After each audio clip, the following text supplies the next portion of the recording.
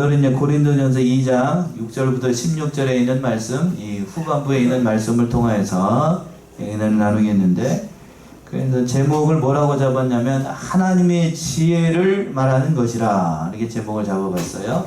하나님의 뭘 말하는 거라고요?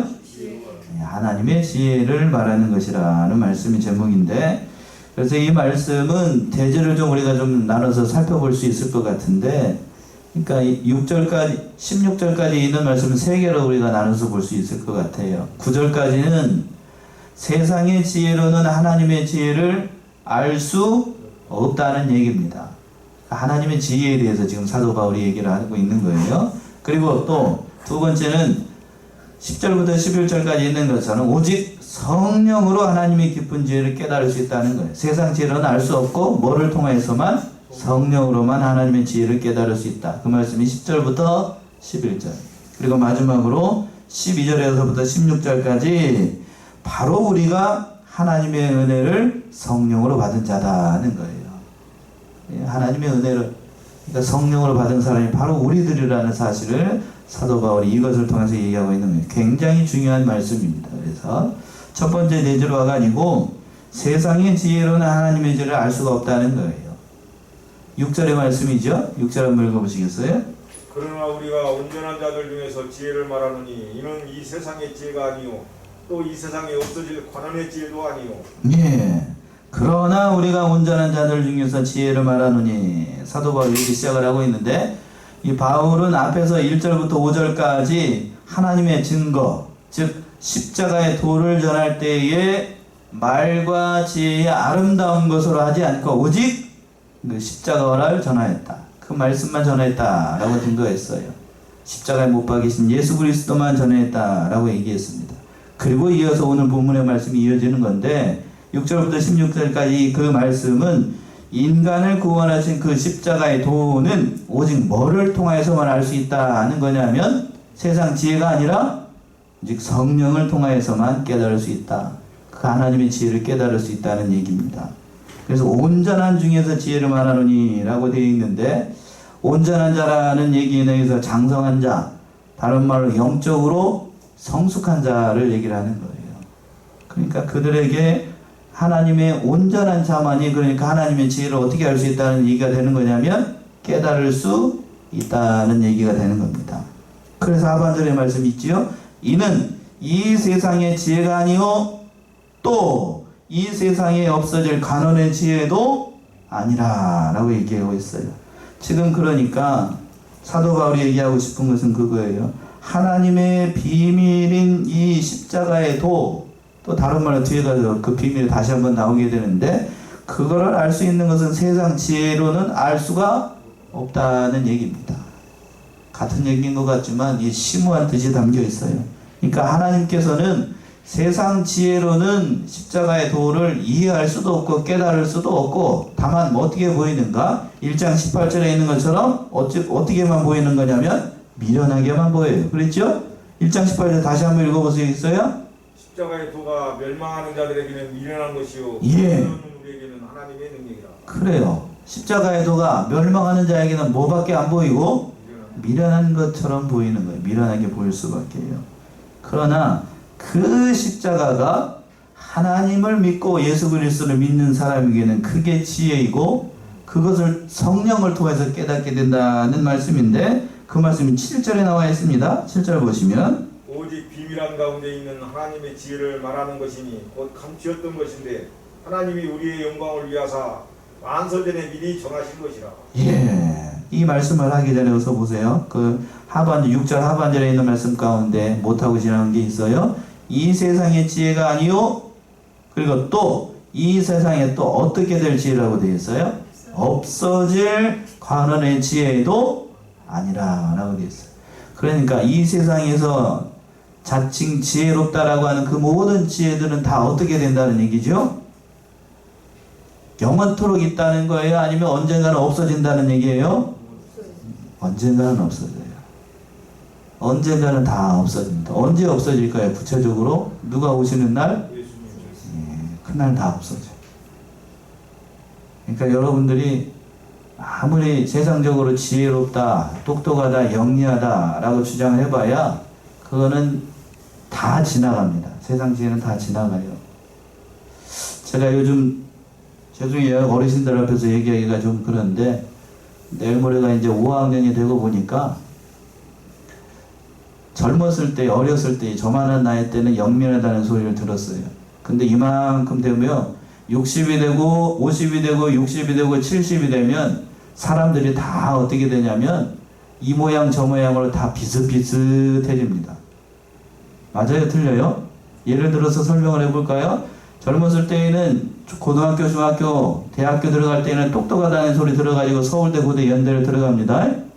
그래가지고 판검사하고 똑똑하다는 소리 들어도 근데 그 사람이 50이 되고 60이 돼서도 여전히 똑똑한가? 그럴까요? 아니요.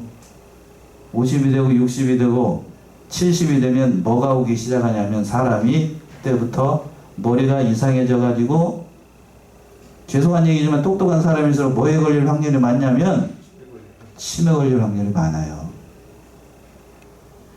여자들은 그렇습니다. 젊었을 때에는 얼굴에다가 메이크업을 안 해도 예뻐요. 근데 50이 되고 60이 되고 70이 되면 이 사람이고 저 사람이고 다 뭐 같아졌냐면 죄송해요. 저를 가르쳤던 목사님이 그렇게 얘기를 하셨어요. 에이, 고양이 화상이 된다고. 다 똑같이 다 고양이 화상이 된다고. 맞나요? 어른 집에 계신 어르신들 할머니들 보세요. 비하하는 게 아니에요. 다 똑같아져요. 다 평균이 다 어떻게 된다고 다 그 모양으로 갑니다. 지혜도 세상 지혜도 마찬가지. 똑똑하다고 하는 사람들도 마찬가지예요. 젊었을 때는 잘 나갔다고 하는 사람도 70, 80이 돼가지고 만나봐요. 여전히 똑똑할까요? 아니요. 아닙니다. 아니에요. 그렇지 않다고요. 그렇지 않아요. 오히려 그렇지 않은 경우들이 더 많아요. 자, 그런 얘기, 참, 뭔 얘기를 하다가, 이 6절 하반절에 있는 말씀 할 얘기하다 그런 얘기가 좀 뗐는데, 이 세상에 없어질 관원의 지혜도 아니라고 그랬습니다. 예, 그러니까, 예수 그리스도 아는 지식, 하나님을 아는 지식은 이 세상 지혜하고는 근본적으로 다르다는 얘기예요. 그래서 7절의 말씀이 있는 거예요. 7절 보시면, 오직 비밀한 가운데 있는 하나님의 지혜를 말하는 것이니, 그것이 어떻게 되어 있다라고 되어 있어요? 감춰져 있었습니다. 감춰져 있었어요. 꼭꼭 숨겨져 있다는 거죠. 근데 하나님이 우리 영광을 위해서 만세전에 미리 정해놓으신 것이다는 얘기입니다. 그 비밀이 뭘까요? 그 비밀을 알아야 뭘 알지. 골로새서 1장을 한번 가봅시다. 골로새서 1장 26절 27절.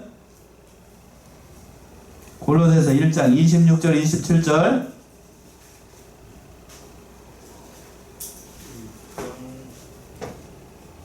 1장 26절 27절.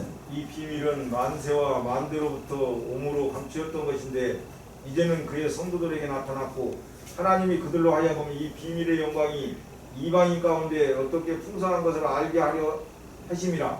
이 비밀은 너희 안에 계신 그리스도니 곧 영광의 소망이라. 예, 26절에서 그랬어요. 이 비밀은 만세와 만대로부터 옴으로 감추었던 것인데 쭉 넘어가서 그래서 또 27절은 이 비밀은 너희 안에 계신 누구? 예수 그리스도 계신 그리스도니 그 영광의 소망이라. 그러니까 그리스도가 뭐냐면 하나님의 지혜이고 하나님의 비밀이라는 얘기입니다.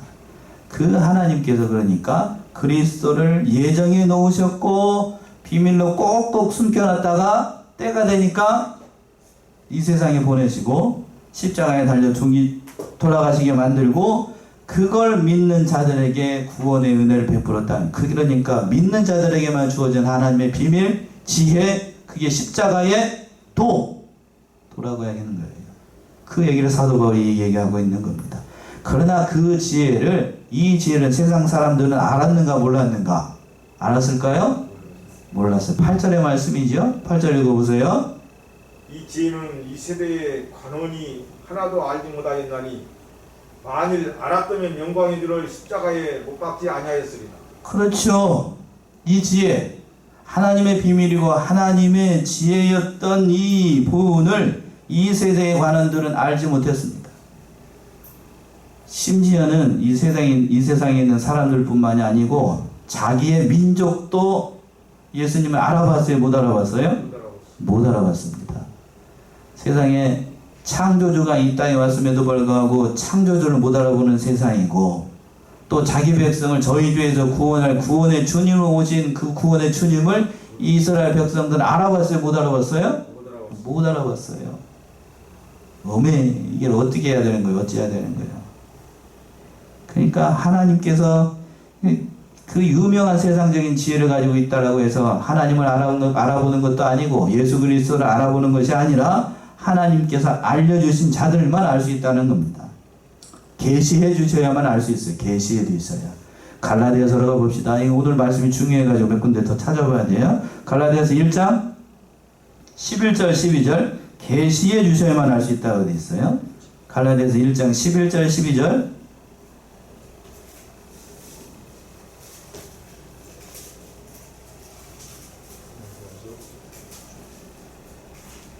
갈라디아서 1장 11절 12절 형제들아 내가 너에게 알게 하노니와 내가 전한 복음은 사람의 뜻을 따라 된 것이 아니니라. 이는 내가 사람의 것으로 받은 것도 아니요 배운 것도 아니요 오직 예수 그리스도의 계시를 말미암은 것이라. 예, 12절에서 그랬죠. 이는 내가 사람에게서 받은 것이 아니고, 받았다는 얘기는 배워서 얻은 게 아니고, 또 그 밑에 있네요. 배운 것도 아니고 오직 누구로부터? 예수 그리스도로부터 계시로 받은 거예요. 계시로. 계시는 열어서 보여준다는 얘기입니다. 그러니까 예수님을 통해서 알았다는 얘기입니다. 알았어요. 그냥 마냥 알았다라고 하면 그 밑에 이것들을 알았다라고 하면 뒤에 가서 있죠. 8절 하반절에 만약 알았다면 영광의 줄 어디에다 박지 않아요? 십자가에 못 박지 아니었습니다. 세상 사람들 뿐만 아니라 유대인들이 예수님이 그리스도라는 사실을 믿고 알았다라고 하면 예수님은 그렇게 복받지 않아요. 겉으로는 알 수 있을지 몰라도 믿고 영접하지 않았습니다. 그러니까 못 박았던 거예요. 그러니까 심오한 뜻을 감춰줬던 거예요. 바로. 그래서 9절 보시면 또 이렇게 되어 있습니다. 왜 감춰져 있기 때문에 그들은 보지 못합니다. 9절의 말씀이죠. 9절 보시면 하나님이 자기를 사랑하는 자들을 위하여 예비하신 모든 것은 눈으로 보지 못하고 귀로도 듣지 못하고 사람의 마음으로도 생각지 못하였다 함과 같으니라. 예, 이 말씀은 구원에 대한 이 하나님의 비밀을 나타내 보여주기 위해서 설명하기 위해서 인용한 말씀인데, 이사야 64장 4절에 있는 말씀을 사도 바울이 의역해가지고 인용한 거예요. 한번 찾아보세요. 이사야 64장 4절. 64장 4절. 주 예언은 자기를 악망하는 자를 위하여 이런 일을 행한 신을 옛부터 들은 자도 없고 귀로 들은 자도 없고 눈으로 본 자도 없었나이다. 예, 그랬죠. 주 외에는 자기를 앙망하는 자를 위하여 이런 일을 행한 신을 예로부터 들은 자도 없고 귀로 깨닫는 자도 없고 눈으로 본 자도 없습니다. 그러니까 하나님이 자기를 사랑하는 자를 위해서 예비하신 이 모든 것은 예수 그리스도를 얘기하는데, 그 예수 그리스도를 믿지 않고서 쉽게 표현해서요, 믿지 않고서는 아무리 눈으로 육신의 눈으로 본다고 해서 볼 수 없어요. 앞에 예수님이 계셔요. 눈으로 봤어요. 근데 예수님을 알 수가 없어요. 말씀을 듣습니다. 육신의 귀로 들어요. 듣는데 알지 못해요. 그러니까 이것은 인간의 지혜로 되는 게 아니에요. 눈으로 본다고 해서, 또 귀로 듣는다고 해서, 만져본다고 해서 깨닫는 게 아니라고 하는 거예요. 그 깨달을 수 있는 방법이 뭔가? 10절 하면 10절에 나온 거죠. 오직 뭘로만? 오직 하나님이 성령으로 이것을 우리에게 보이셨으니 성령은 모든 것 곧 하나님의 깊은 것이라도 통달하시느니라. 예, 그래서 10절이 나오는 거예요. 얼마나 논리적이에요. 사도 바울이 글을 참 잘 쓰죠. 그러니까 10절 보시면 오직 뭐를 통하여서만, 성령을 통하여서만 예수 그리스도가 누구인지를 깨닫게 된다는 말씀입니다. 깨닫게 돼요. 예수 그리스도 안에 감춰진 보물, 보화, 그게 무엇인지, 예수님이 누구인지 어렵게 얘기하지 맙시다. 어렵게 얘기하니까 안 되겠어. 예수님이 누구인가를 바로 깨닫게 된다는 거예요. 성령을 통하여서만. 뭐를 통하여서만? 성령을 통하여서만. 그래서 진리의 영이라고 그랬습니다. 요한복음 14장 7절. 요한복음 14장 7절이요.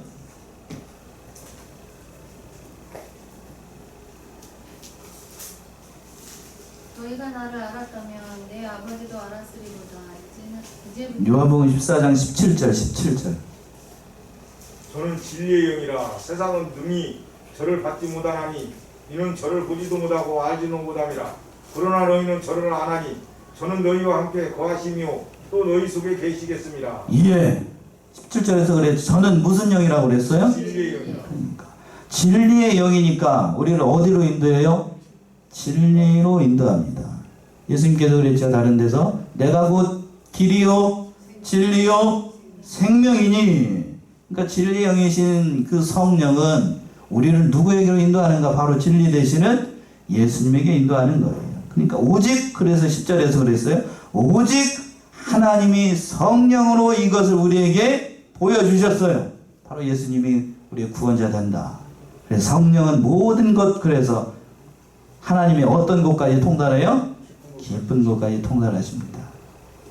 그러니까 하나님의 깊은 것, 하나님의 심령에 있는 모든 섭리와 뜻과 계획하심과 모든 것을 성령을 통해서 깨닫게 하는 거예요.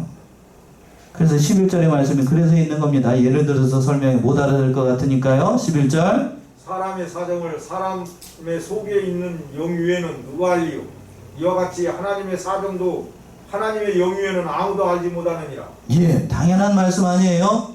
자, 사람의 속사정, 내 속사정은 누가 제일 잘 알까요? 옆에 있는 마누라가요? 죄송해요, 이렇게 표현해서. 옆에 있는 마누라님이, 옆에 있는 서방님이 내 속사정을 알아줘요? 모르죠? 솔직하게 얘기하자고요. 아직 정치 저녁을 안 먹었는데 이런 얘기를 하면 참가 두렵기는 한데, 알아줘요? 살고됐게 한 50년 살아도 못 알아주는 건 못 알아주는 것 같아요. 저희 부모님이 보니까 그런 것 같아요. 아직도 그냥 옥신각신 그냥 가면. 어머니는 나한테 한참 쏟아붓고 아버지는 멀뚱멀뚱 눈만 쳐다보고 있고 저를. 그러고 계세요, 집에 가면. 어머니, 제가 여기 안 내려와서 어머니는 그 화를 다 어디다가 풀지 모르겠어. 집에 가면 그러니까 저 혼자만 여기 거기 있어. 한참 하죠, 한참 그냥. 한참. 그러면서 좋은 소리가 아니고, 이거 대회인데, 이건? 대회. 그러니까 한참 얘기하시다 보면 이제, 세상말 화가 좀 풀려요. 그래서 풀려가지고 좀 그러시는데, 참, 그렇습니다. 사정 얘기가 나오니까 별사정 얘기가 다 나오네. 그러니까 사정, 우리의 속사정 누가 알아주는 거예요? 내가 잘 알죠. 내 속사정은 내가 알 수밖에 없는 거예요. 옆에 있는 사람이, 더군다나 목사님이 내 사정 알아주는 조금은 알죠. 그러나 내 사정은 누가 잘 아는가? 내가 잘 아는, 내가. 그러지요? 다른 사람 못 알아줍니다. 그것처럼 뒤에 하반절의 말씀 그래서 있는 거예요. 누가 알리요? 이와 같이 하나님의 사정도 누가 알아준다고요? 하나님의 영, 성령이 잘 알죠. 하나님의 속사정 하나님이 더 잘 아는 거지 누가 알아주겠어요? 그러니까 사도 바울이 이렇게 얘기를 하는 거예요. 그러니까 그 성령을 통하여서 바로 하나님의 깊으신 것, 그 비밀, 지혜, 예수 그리스도가 어떠한 분인가를 바로 성령께서 알려주신다는 얘기예요. 그 말을 하려고 하는 거예요. 제가 우스갯소리 이 말씀한 게 아니고, 그러니까 성령을 통해서 깨닫는 예수 그리스도 얼마나 귀한 분인지 우리가 바로 깨달아야 된다는 그런 말씀입니다. 그래서 마지막으로 이제 세 번째 이제 12절 보시면 그렇게 얘기를 하는 거예요. 12절 한번 읽어보세요. 우리가 세상의 영을 받지 아니하고 오직 하나님께로 온 영을 받았으니 이는 우리로 하여금 하나님께서 우리에게 은혜로 주신 것들을 알게 하려 하심이라. 예. 그래서 12절부터 16절에 있는 말씀 우리에게 참 은혜가 되고 귀한 말씀이에요. 12절 다시 한번 보시면 이렇게 얘기했습니다. 자, 여기까지 이제 잘 못 알아들었다면 12절부터 참 중요하니까 보세요. 12절 보시면 우리가 뭐를 받지 않았어요? 세상의 영을 받지 아니하고. 세상 영 받지 않았어요. 이 세상 영이라는 것은 다른 말로 하면 여러분들이 좋아하는 그 귀신? 예? 귀신을 받지 않고 오직 하나님께로 온 뭐를 받았다고요? 영을 받았어요. 영, 여기서는 성령을 받았습니다. 성령을 받았으니 이는 우리로 하여금 하나님께서 우리에게 은혜로 주신 것들을 알게 하려 함이라. 하나님께서 우리에게 은혜로 주신 것 중에 가장 큰 게 뭐냐면 바로 성령을 통해서 깨닫게 하시는 누구? 예수 그리스도예요. 예수 그리스도. 그러니까 성령을 통해서 우리에게 감춰졌던 그 비밀을, 예수 그리스도라고 하는 그 비밀을 다 알려주시는 거예요. 예수님이 이런 분이다.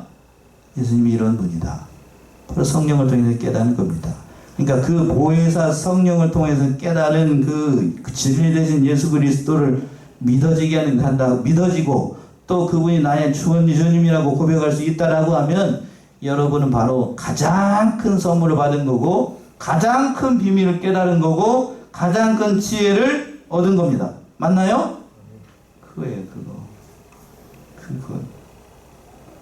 그러니까 한 번, 여기서 여러 가지 말이 있는데, 한 번 성령의 충만을 받아가지고 예수님을 주로 고백하고 성령의 감동을 이 모든 사실을 깨달았다라고 하면 또 성령을 받아야 되죠? 막 성령 받아야 된다는 그런 찬송도 있잖아요. 성령이가 강림하자 그러면서. 예? 그런 거 아니에요? 성령을 받는 게 아니고 성령의 충만을 받아야 되겠죠. 성령의 충만. 자, 쉽게 얘기하면 이미 우리는 예수님이 주님으로 고백되고 나의 구원의 주님으로 고백이 된다라고 하면 여러분들이 이미 성령을 어떻게 한 거? 받은 거예요. 받은 거. 그런데 가끔이 아니죠.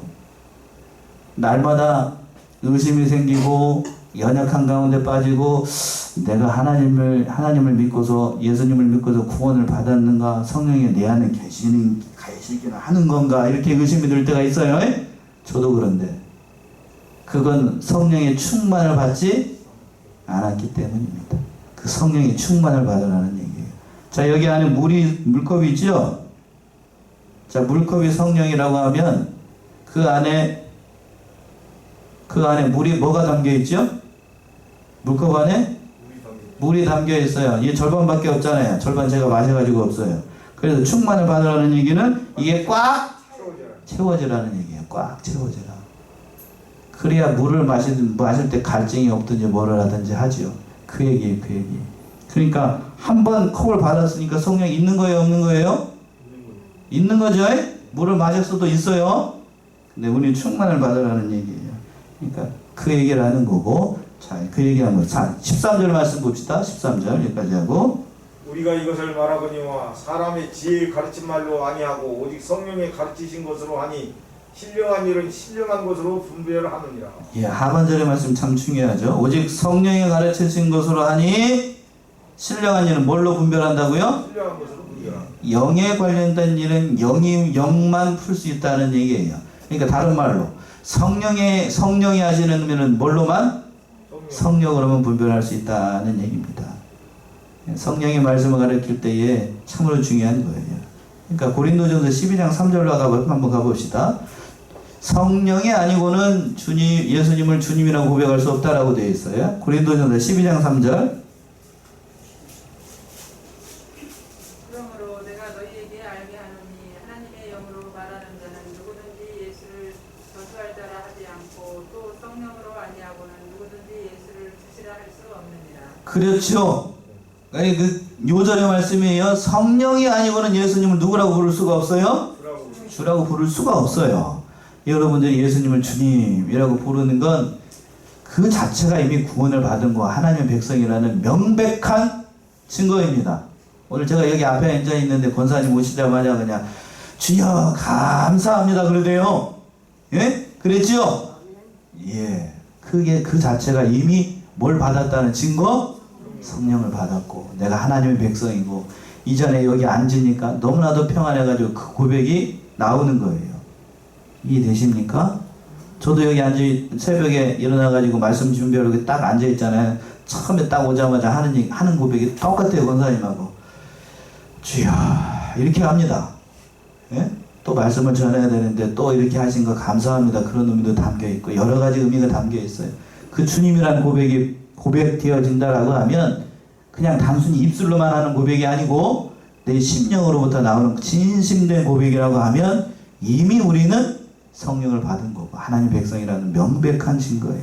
그러나 육신에 속한 사람은 그런 고백이 나오지 않아요. 그 말씀이 14절 말씀이죠. 14절. 육에 속한 사람은 하나님의 성령의 일을 받지 아니하나니 저희에게는 미련하게 보이며 또 깨닫지도 못하나니 이런 영적으로라야 분별함이니라. 예, 정확하죠? 하나님 이 사도 바울의 말씀이 참 정확해요. 저는 그래서 이런 글을 보게 되면 참 설교하기도 편하고 여러분들에게 참 유익한 것 같아요. 근데 육신에 속한 사람은 뭐를 받지 못해요? 성령을 받지. 예, 하나님의 성령의를 받을 수가 없어요. 그러니까 받지 못했으니까 성령이 그 안에서 역사를 하지 않으시니까 저에게는 그 십자가 예수 그리스도 뭐에 관련된 믿음에 관련된 모든 것들이 다 어떻게만 보이고 미련하게만 보여요. 어리석게 보이고 저 정신없는 것들 또 나가갖고 그냥 그대로 표현하면 또 저 사람한테 혼날 것 같으니까 그냥 정신없는 짓 한다고 그냥 그렇게 얘기합니다. 그렇게 얘기하면 미련하게만 보이고 또 어떻게 할 수도 없어요? 하반절에 있는 것처럼 깨닫지도 못하나니 이런 일은 뭘로만 분별할 수 있어요? 영적으로야만 분별할 수 있으니까. 육신에 속한 사람 그러니까 여러분들이 이 자리에 앉아가지고 수요 예배 이 시간에 앉아가지고 예배 드린 것 자체를 정신 나간 걸로 봐요. 정신 나간 거 미련한 것으로 보이고 미련한 것으로. 그러나 그렇지 않다라고 하는 얘기예요. 제가 말씀 준비하다 보니까 그런 말이 있더군요. 시각장애인에게 어려서부터 눈이 먼 봉사, 시각장애인이라니까 잘 못 알아듣는 것 같아서 어려서부터 눈이 안 보여가지고 빛을 한 번도 못 본 사람이 있어요. 예? 그런 사람에게 빛과 어두움에 대해서 설명을 하려고 그러면 설명할 수 있을까요? 없을까요? 빛을 한 번도 못 봤어요. 눈 태어나는 순간부터 이렇게 깜깜해요. 그러면 빛이라고 하면 설명을 할 수 있을 것 같아요? 못 할 것 같아요? 다 본 적이 있어야 말이지. 본 적이 있어야 말이지. 그리고 또 그 처음 나면서부터 이 봉사된 사람에게 이건 빨간색이고 이건 파란색이고 이건 노란색이야. 색깔을 설명할 수 있을까요? 안 돼요. 설명이 안 돼. 그거는 설명을 할 수가 없어요. 설명을 해봐도 알아들을 수도 없어요. 세상 사람들이 예수를 모르면 우리가 아무리 옆에서 무슨 논리적인 말을 해도 알 수가 없어요. 못 알아들어요. 알 수가 없어요. 마치 뭐처럼? 시각장애인처럼. 봉사처럼. 그러니까 그들을 가리켜서 성경에서는 얘기했죠. 눈뜬 봉사자고 얘기하는 거예요. 봐도 알 수가 없으니까. 그리고 또 귀 먹은 사람이 있어요. 나면서부터 청각장애인, 귀가 들리지 않아요. 귀가 들리지 않는 사람에 대해서 소리라는 것을 설명을 할 수 있을까요? 소리. 땡 하는 소리, 엄마 아빠의 목소리 설명을 할 수 있을까? 이게 엄마의 목소리고 이게 아빠의 목소리야 라고 하는 걸 설명을 할 수 있어요?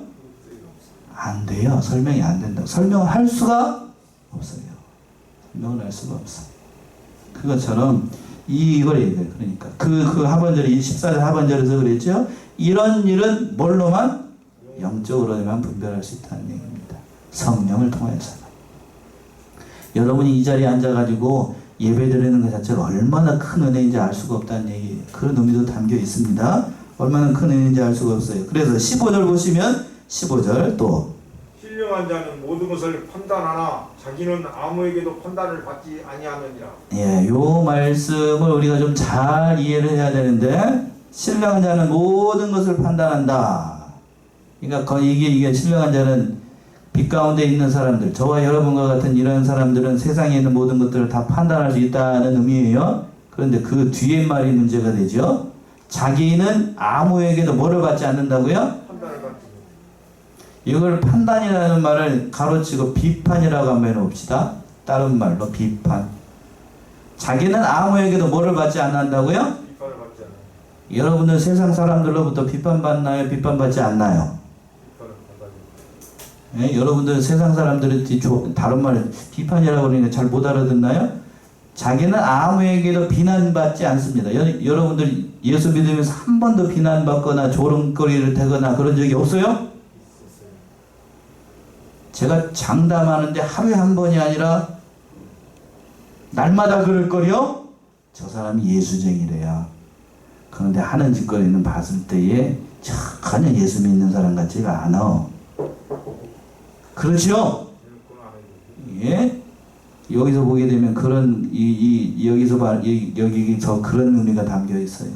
그렇다면 자기는 아무에게도 판단받지 않는다는 얘기, 이게 뭔 말일까? 이 말은 예수 믿는 사람도 실수나 오류가 없다는 얘기가 아니고, 그러한 실수가 오류가 있다 할지라도 믿는 일을 어떻게 하지 않아야 된다? 가다가 중단하거나 비판하는 한다고 해서 그것을 멈추지 말아야 된다는 의미가 담겨 있어요. 그러니까 세상 사람들이 멸시하고 조롱받고 세상적 관점으로 나를 비판하고 정죄한다 할지라도 나는 누구의 판단만 받으니까? 하나님의 판단만 받으니까. 그런 의미가 담겨 있는 거예요. 그러니까 이 말씀이 좀 오해의 소지가 있는데, 그러니까 우리는 세상 사람들 기준으로 판단할 수 있는 게 아니라는 의미예요. 그러니까 판단은 어디에 맡기고? 하나님께 맡기고 그 믿음의 길을 걸어가야 된다는 거예요. 그래서 이 16절 말씀이 마지막 피날레가 있는 겁니다. 16절 한번 읽어보시겠어요? 누가 주의 마음을 알아서 주를 가르치겠느냐? 그러나 우리가 그리스도의 마음을 가졌느니라. 예, 이 말씀이 참 귀한 것 같아요.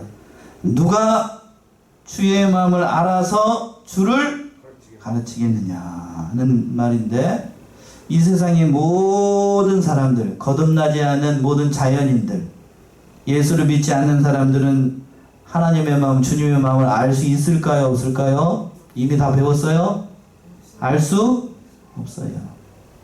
하나님의 영이 우리 그 사람 안에 있지 않으니까 하나님의 마음을 알 수도 없고, 설령 알았다고 해도 가르칠 수도 없어요. 그런 의미가 담겨 있어요. 그런데 반전이 있죠? 반전. 16절 하반절에 거기다 빨간 거 있어요. 여러분 색볼펜 있으면, 그러나 그 뒤에서부터 한번 줄쳐 보실래요? 오늘 말씀에서 제가 많은 은혜를 받은 대목인데, 그러나 우리가 누구의 마음을 가졌다고요? 그리스도의 마음을 가졌다. 네. 아멘이신가요? 우리가 누구의 마음을 가졌어요? 그리스도의 마음을 가졌어요. 그러니까 우리는 누구의 마음을 알 수 있냐면, 그리스도의 마음을 가졌으니까 누구의 마음을 알 수 있을까요? 그리스도의 마음을 알 수 있고, 또 그리스도는 누구의 마음을 알 수 있어요? 바로 하나님의 마음을 알 수 있죠. 그러니까 예수 그리스도를 믿음으로 말미암아 중생한 우리 사람들은 바로 하나님의 마음을 헤아려서 하나님을 가르칠 수 있다는 얘기예요. 자, 이게 얼마나 큰 은혜예요? 여러분 안에 그리스도의 마음이 있어요. 그리고 여러분 안에 또 뭐가 있다라고 그랬냐면, 성령이 우리 안에 계시다고 했죠? 그러니까 우리는 우리 마음 어디 곳에 그냥 있는지 모르겠지만, 우리 하나님이 우리 함께 계셔요. 그리스도가 함께 계시고 성령이 우리 함께 계시고, 말할 수 없는 은혜인 거예요. 그러니까 이 말씀을 통해서 우리가 세상 사람들이 아무리 우리를 뭐 하는 사람이다 요즘 코로나가 이렇게 또 갑자기 일어나면서 여러 가지로 얘기를 하는 모양인데, 그렇다 할지라도 우리는 낙심하거나 좌절하지 말고, 우리 안에 누가 있다? 바로 그리스도의 마음이 있다는 사실을 깨달아서, 이 얼마나 놀라운 은혜인지를 우리 깊이 깨달아서 그 그리스도의 마음으로 세상을 이기고, 또 세상 사람들한테 그 예수 그리스도를 전하여 나가는 사랑하시는 우리 성안의 성도님들 다 되시기 바랍니다. 우리 안에 뭐가 있다고요? 예, 하나님이 계시고 그리스도가 계시고 성령이 계셔요. 그걸 통해서 세상을 이기는 저와 여러분들이 다 되시기 바랍니다. 기도